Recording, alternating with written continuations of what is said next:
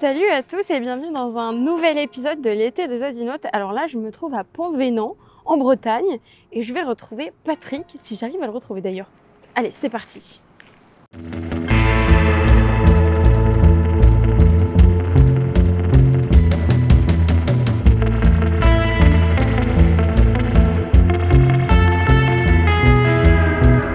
Alors, Patrick m'a donné rendez-vous vers un bar, je crois, ou une terrasse, qui s'appelle le Baratin. Je crois que j'y arrive. Ouais, c'est là. Alors, il y a un monsieur qui attend, je sais pas si c'est lui. On va voir.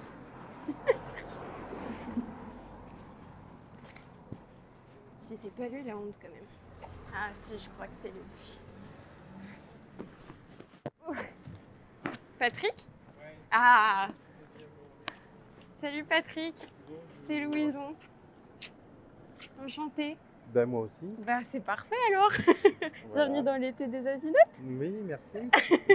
Bon alors Patrick, on est où là?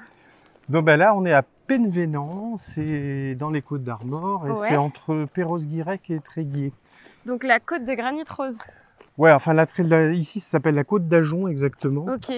parce que la côte de Granit Rose c'est plutôt Perros-Guirec quoi. Ah oui d'accord. Voilà, donc là maintenant c'est la côte d'Ajon ici. La côte Un peu d'Ajon. plus loin, après un peu plus loin du côté de Paimpol, c'est ce qu'on appelle le Goëlo.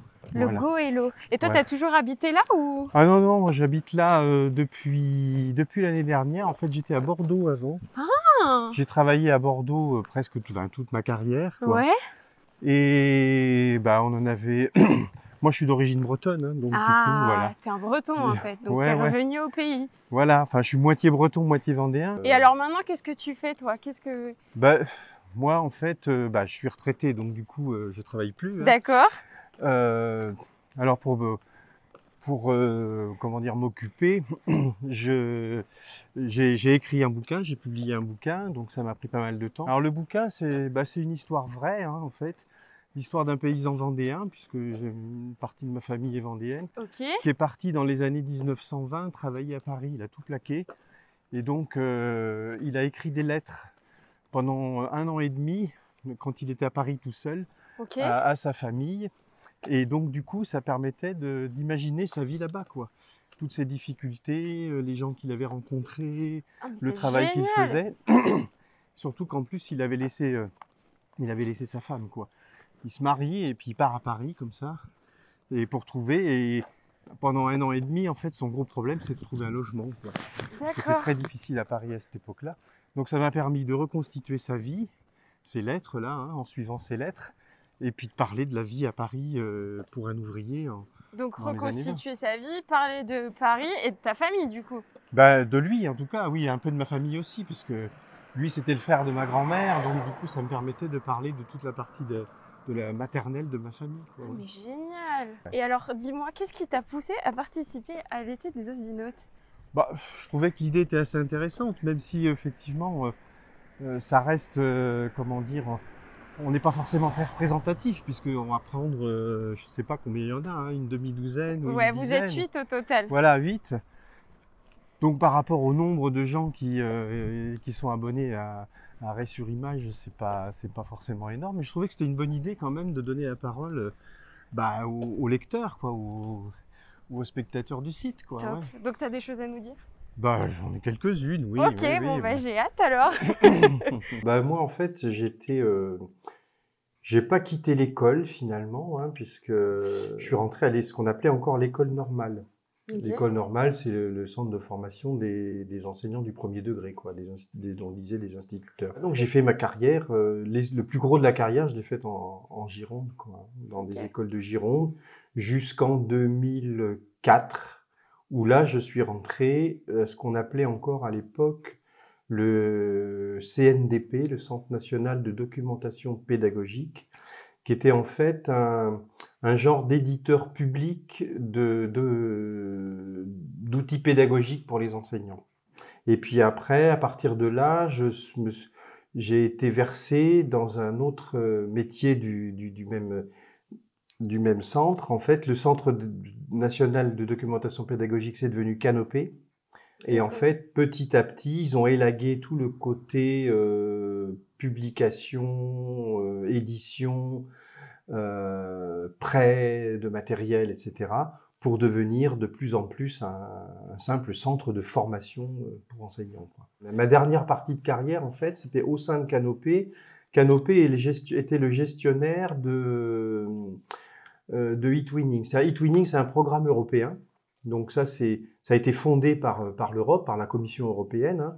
Le but, c'était de proposer un portail Internet de manière à ce que les enseignants de tous les pays européens puissent mener des projets avec des collègues d'autres pays. Okay. Les dernières années de ma carrière, c'était ça, et franchement, c'était enthousiasmant de faire ça, quoi.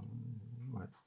C'était enthousiasmant, et j'ai même failli rempiler pour pouvoir continuer à le faire. J'ai décidé d'arrêter parce que, comment dire, parce que j'avais envie quand même aussi de...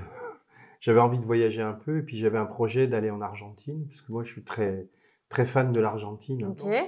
Et là j'avais décidé en fait de passer 2 mois et demi à Buenos Aires, dans la capitale, pour vivre un peu au rythme de la capitale. Okay. Bernard Lavilliers a fait un disque qui s'appelle Sous un soleil énorme, il y a quelques temps. Et dedans, il y a une chanson qui s'appelle Le piéton de Buenos Aires.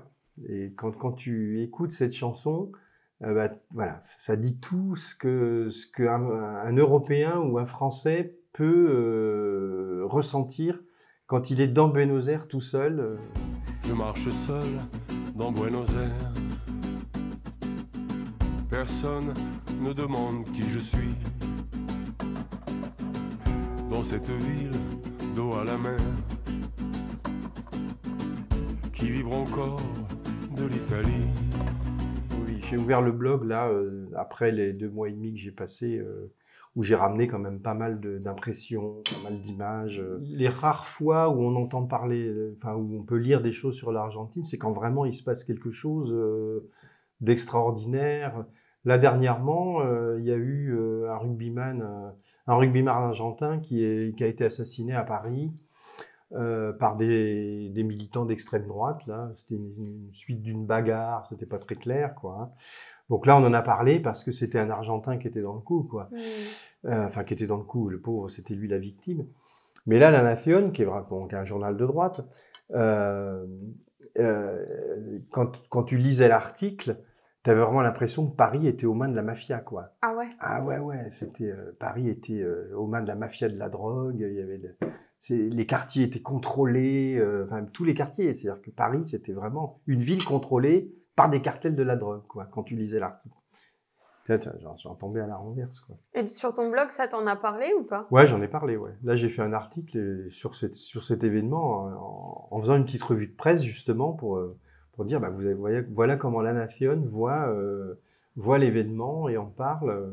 Moi, je trouve que ça pourrait être intéressant d'aller voir ce qui se fait ailleurs. Ouais. C'est arrivé déjà, hein, sur Arrêt sur Image. J'ai déjà vu des articles dépouillants des journaux anglais, par exemple, sur un événement précis. On va voir ce que dit The Guardian, The Independent ou le Daily Telegraph, etc. Ça, c'est intéressant, justement, pour bien montrer aussi que à l'étranger, la presse, elle est comme chez nous, c'est-à-dire tu as de la presse très à droite, de la presse un peu plus à gauche, mais que finalement, même si ça ressemble un petit peu à chez nous, le traitement de l'actualité est quand même assez différent. Et ça, ce serait intéressant, puis ça peut être intéressant aussi de découvrir c'est quoi les titres étrangers, notamment européens. Je ne parle même pas de l'Amérique du Sud, hein, ça c'est plus lointain.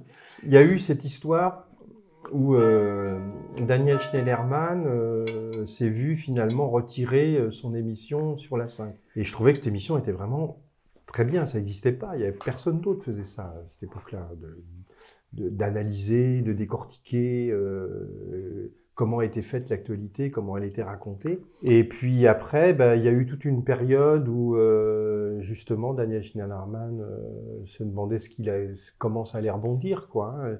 Est-ce qu'on ferait un site? Il y avait plusieurs solutions qui étaient sur la table.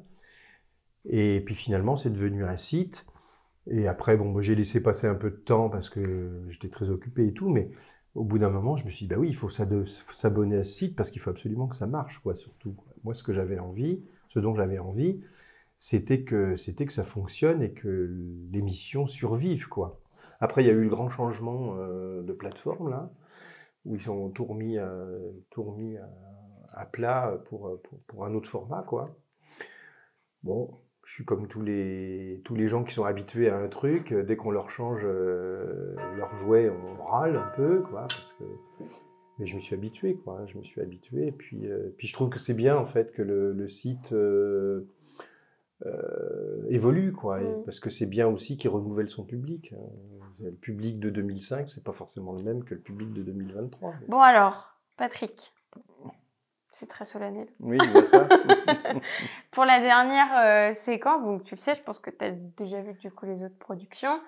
J'aime bien prendre un petit temps pour savoir ce que vous, en tant qu'asinote, vous pensez du média. Si vous avez des recommandations, des conseils, s'il y a des choses que tu n'as pas aimées par exemple, ou que tu as aimé mais qui a disparu, ou tu vois, que tu aimerais revoir, est-ce que tu as des conseils pour la rédaction? Bon, des conseils, bon, je suis pas super bien placé pour donner des conseils à des gens qui connaissent bien leur travail, hein, mais quand même. Mais non, moi, ce que je regrette un peu, enfin, j'ai un peu la nostalgie, donc je disais ça tout à l'heure, des chroniques de Alain Corcos. Alors bon, je sais bien que Alain Corcos va parvenir, hein, mais peut-être on pourrait trouver quelqu'un qui, comme lui, nous faisait de l'analyse d'images, quoi. Je me souviens qu'il analysait des tableaux ou bien des affiches de cinéma, et c'était toujours très très pertinent, et ça nous permettait de regarder ces tableaux, ces œuvres ou ces affiches avec un regard qu'on n'aurait pas eu comme ça d'emblée, parce que surtout quelqu'un comme moi qui est pas très bon, hein, sur les images, moi je trouve que ça m'aidait bien à mieux comprendre comment c'était construit, quoi. Il me semble qu'on ne trouve pas assez justement de décortiquage par rapport à la presse régionale, par exemple. C'est quelque chose qui est un peu oublié sur... Alors, de temps en temps, si, hein, bien sûr, ça arrive aussi, hein, mais pas tant que ça, en fait. T'aimerais que ça soit plus récurrent? C'est-à-dire qu'il faut bien voir que la presse régionale, elle est très lue par une majorité de gens, finalement, parce que Carrément, la hein. plupart des gens, ici par exemple, les gens ils lisent l'Ouest France ou le Télégramme beaucoup plus que Le Monde, Le Figaro ou Libération, quoi, par exemple. Et en fait, ce serait intéressant aussi de montrer comment ces gens-là travaillent et comment ils nous présentent l'actualité et comment quels sont leurs biais à eux aussi. Voilà. Et ils en ont. Ils en ont forcément. Bon bah merci en tout cas Patrick de m'avoir accueilli Merci en Bretagne. aussi. C'était un super moment, vraiment, j'ai adoré. Et c'était vraiment très intéressant. Et j'espère que ça t'a plu. Ah, moi, ça m'a beaucoup plu. Ah.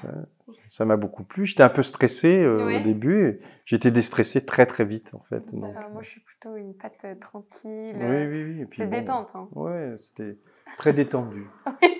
C'est Ça va peut-être se voir à l'image d'ailleurs. Mais tant C'était trop mieux, détendu. si ça peut calmer les gens. Ouais, Tant mieux, on est bien. Mais c'était détendu et spontané surtout, quoi. Parfait, c'est tout ce qu'on veut. Voilà. Bon, et vous, je vous dis à la semaine prochaine pour un nouvel épisode. Salut! Au revoir.